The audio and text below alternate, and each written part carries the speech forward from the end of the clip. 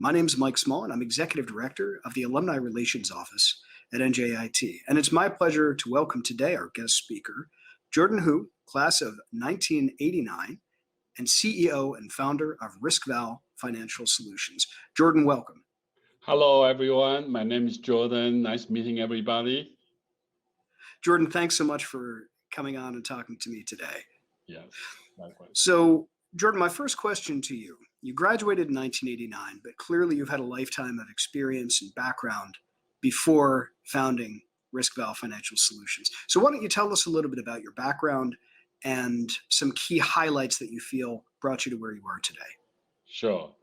I actually born in Taiwan. In 1987 was the year that I decided to pursue my new career.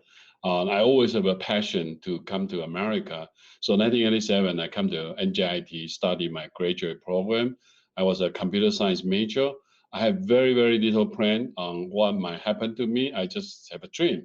And I came here, finished my my degree. And then the next thing I found out is there's a NJIT sitting in the metropolitan area. So I got a job in Salomon Brothers, which is in the Wall Street. And I was an IT person, and I was very, very simple. It's just the beginning of my career.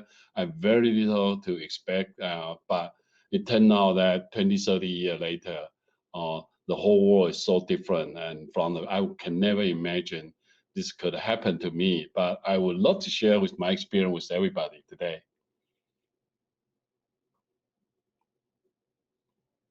Well, thanks for that, Jordan. I know you've had really a heck of a journey to where you are. Clearly coming over from another country, and not just coming from another country and coming to NJIT and getting your career, as you mentioned, but also founding a company, building something, and in a relatively new field. So I know what finance is. We have a good sense of what finance is. Clearly, that's where you got a lot of your experience. However, what you've done is create an industry-leading company in FinTech. So I wonder if you'd be able to share a little bit about the difference between finance and FinTech, and maybe how FinTech grew out of that field. Sure. I actually started it as a career as a technology person, so I had very little knowledge about finance. And back then, when I joined Wall Street, I started to explore what finance is about. I still have no idea how a lot of trading happened. I don't know how exactly the protocol, what's the language they use, what kind of product they trade. I have very little idea about that. But throughout the year, Salomon Brothers and Goldman, I built a curiosity and I trained myself. I took some course, understand that what finance is about. And then it helped me that I can understand what trading is about.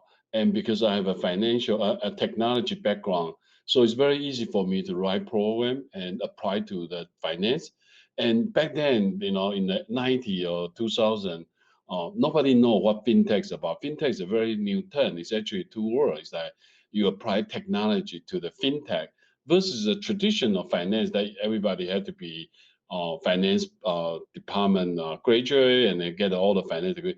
But those group may not have enough technology background, and FinTechs inject the technology and into the finance. And as you know that from 80, when Microsoft and Steve Jobs bring the personal computer to our world, it actually changed the whole spectrum how technology can impact every single industry. And this is just an example.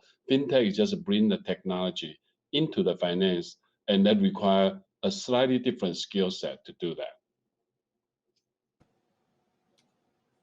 So speaking of skill sets, knowing that this is call it a relatively recent industry, and certainly in terms of the focus on this and how important it's become to the function of Wall Street, really of the world, what are the sorts of skills and abilities that you look for when you're making a hire at RiskVal? Well, in RiskVal, we are a FinTech company. So naturally, we like people have a technology background. So you definitely need a programming language, any kind of modern programming, the Java, C++, Python, all these programming skills is very useful. And programming language is just like your English, right? It's just another language you learn. how to express your idea in the computer world, and they call that as a programming language. And I'm sure a lot of you are going to explore a lot of programming language. But using the programming language is not like a human mind. We cannot solve the human can solve things in a very, very unique way. But in the programming world, it's very structured. You have to understand what problem you're solving. How do you apply technology to solve that problem? And how do you express that problem in the computer language term? And then what kind of input that you need, and then what kind of process you need. And eventually you generate the output and you put it into somewhere we call that as a database. So, whole set of the skill set is very, very new. I think in the last 20, 30 years, started to become very, very popular. So that's a kind of a skill set that I'm looking for. And obviously, the skill set can be learned. I think the one that's very difficult to train is your passion. You got to have a passion about those skill set, and you enjoy doing that. And that's what I was looking for, people with a skill set, with a passion. So Jordan, there's this meme that I've seen on the internet where Yeah. recruiters are looking for 20 years of experience in things like Ruby or Python, and people post the picture of themselves as a baby learning this because it's a relatively recent or a recent programming language, and it always makes me chuckle because Yes. I try to imagine the skills that they pick up, but also the education Yeah. that's needed behind that. The whole point in high school and college and so on is that you have an education that's supporting your ability to learn these things. So I wonder, when you're looking, again, looking at a candidate, but maybe to the high schoolers of today, Yes. what would you say to keep an eye out for that would support their education? Particular majors they should look at, or fields that they should be identifying right now that may help them acquire these skills and become a good candidate for your company? Got it. So in the fintech specific, obviously this is not the only career path you should choose. But if you're definitely interested in the fintech, because the geographic location that we are in the center of a finance center, so if you're interested into the fintech tech area, you obviously need to have some. You don't need to have a computer science major, but you definitely need to pick up some computer programming language, a very basic computer programming language. Just get you the basic foundation, and then you can utilize that throughout the day that you're working on the problem, and you build better programming skill. Second is you definitely need some mathematics skill, because mathematics is still the core part of our science, especially mathematics. I don't need you to learn like a partial differential equation or differential equation. That's too advanced. But at a very, very basic, you got to have a statistic, probability concept. That's a very useful thing that used repeatedly in Wall Street area. And then obviously, if you can learn how to combine math and the programming, there's a course called numerical analysis. A numerical analysis is a very, very practical course that help you to apply math using the computer language to solve the mathematical problem. A lot of finance question, you actually can translate into a math question, but you cannot solve the question on the paper. So you have to use the computer language to solve it, because it's going to be a large scale of problem solving. So computer help you to scale up your problem solving capability. Instead of one question at a time, you can solve a lot of questions simultaneously. So to sum it up, you need computer language, you need a little bit of a math, but you don't need a full major of math. You need probability, statistics, numerical analysis. I mean, you need calculus, all this basic stuff.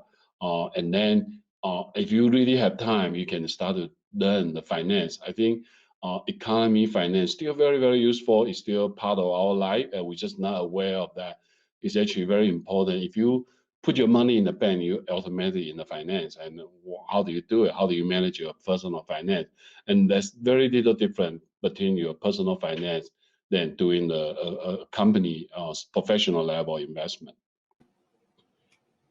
Now, Jordan, you said two things that I think are really relevant that pertain to education as well.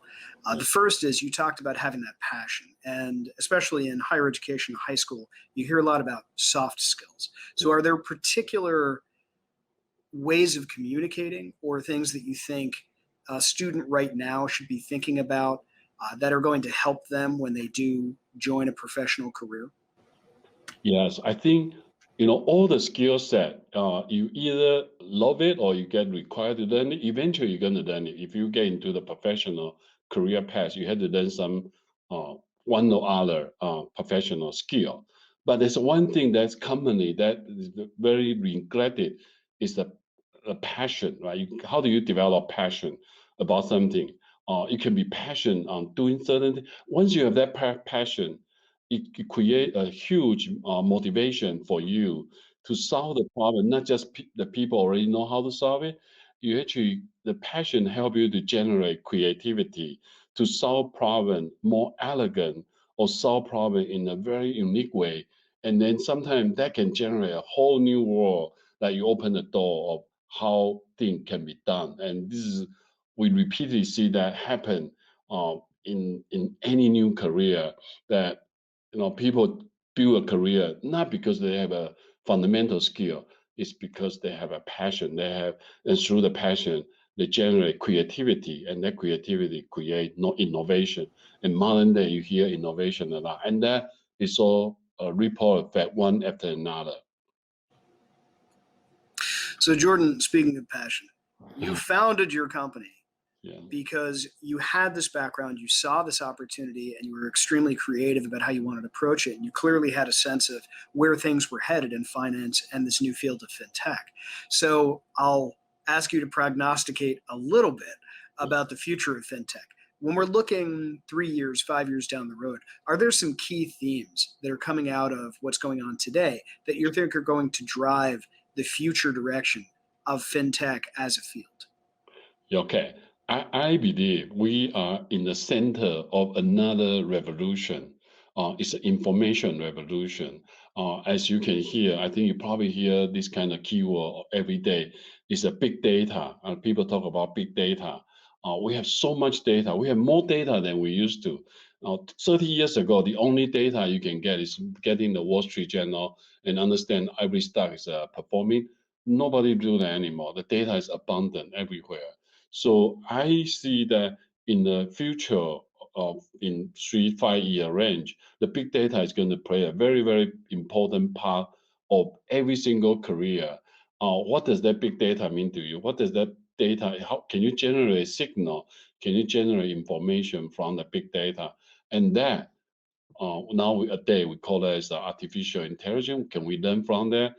We also call that as a deep learning. You not hear another keyword. This is all the thing that is going to be a very very major impact to the industry, the whole industry in the next 3 5 years.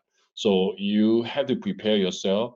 Obviously, when you get into this kind of a sizable data, there's a new type of technology that how do you digest the data, and the data can be structured, can be unstructured. Data can no longer be just a text. It could be an image, could be anything, could be any format of the data. How do you store it? How do you process it? What kind of technology can generate that? What kind of pattern can you do? This is all the new field. It's still a very, very relatively new in the next 3 5 years. And whoever can actually find a way and solve the problem, it's going to make us very huge success in Korea. That's great. And Yeah, Jordan, thanks so much for sharing that. I guess my last question to you would be, what sort of advice would you have for high school students today yeah. looking towards the future? Is there anything in particular you want to share from your own experience that you think would help guide them for their futures? Well, it's very difficult, and I think the high school should enjoy your young life and have fun. But outside of fun, I think you should start to get a little bit serious about your future.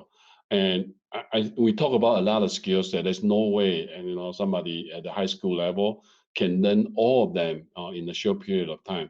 But there's one thing you can start develop is um, try to develop passion. Right, whatever you do, try to find out how do I involve in something can have passion, right? The passion can actually be the key driver for how you're going to be in the next few years.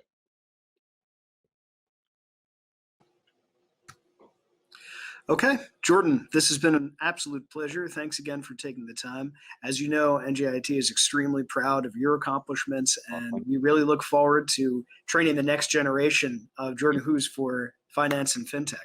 It's my pleasure. Thank you so much. So this has been our latest NJIT Highlander conversation with NJIT alumnus, class of 1989, Jordan Hu. Thanks so much for joining us, and we look forward to welcoming you to NJIT in the near future.